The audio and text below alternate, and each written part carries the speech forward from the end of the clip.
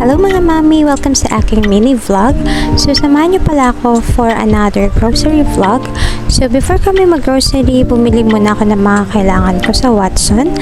Yun nga lang nabili ko pero inabot na ng 734 pesos and 25 cents. Then, bumili na rin ako ng mga prutas tsaka isang tray na ng egg. And after namin mag-grocery, bago umuwi, pinakain ko yung mga bata sa Chowking. This time, nag-grocery na kami ng good for more than a month na kasi as much as possible, iniiwasan ko nang lumabas dahil malaki na rin yung tiyan ko at sensitive ngayong pagbubuntis ko. And sa mahalang bilihin ngayon, hulaan nyo magkano kaya inabot yung groceries na to. So, dinamihan ko na pala yung mga biscuit and snacks kasi pinangbabaon niya ng mga kids, minsan merienda or midnight snack. Napansin ko kasi kapag nauubos agad yung mga snacks ng kids, madalas humihingi sila ng pera then bibili sa tindahan and feeling ko mas napapamahal kami. So this time dinamihan ko and iko-control ko na lang sila sa pag-consume kasi minsan yung mga kids pag nakikitang maraming stocks, kuha na lang sila ng kuha, hindi nila napipigilan yung pagkain. So minsan pag oras na ng lunch or dinner, konti na lang yung nakakain kasi busog na pala sila dahil kumain ng mga biscuit.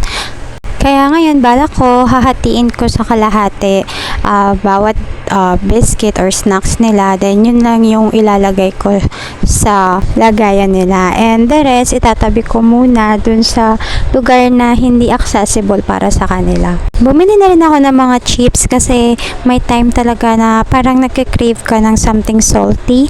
So, may time na bili din kami ng bili sa tindahan. And alam naman natin na mas mahal sa tindahan. So, yung mga madalas na binibili nila and kinikrave namin, yun yung mga kinuha namin sa grocery. Pero konti lang naman kasi iwas din tayo sa maalat para iwas UTI. Then bumili na rin ako ng mga condiments and dinagdagan ko na nga para magtagal, para if ever man may maubos na stocks, konti na lang yung bibilhin.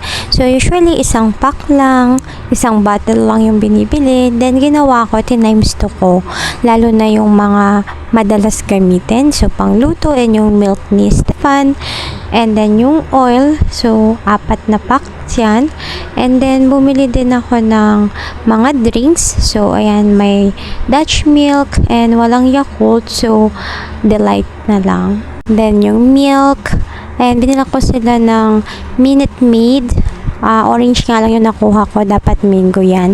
Then konting pansit canton and Lucky Me noodles and yung coffee and Milo ni Daddy.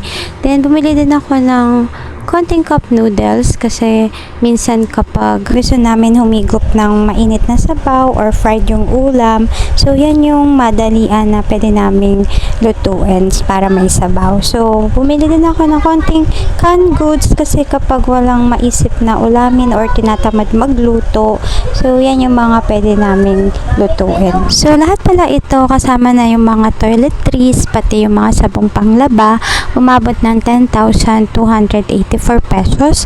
So hopefully yung iba sa mga to umabot ng 1.5 month. So kung may maubos man, for sure yung mga snacks ng mga bata.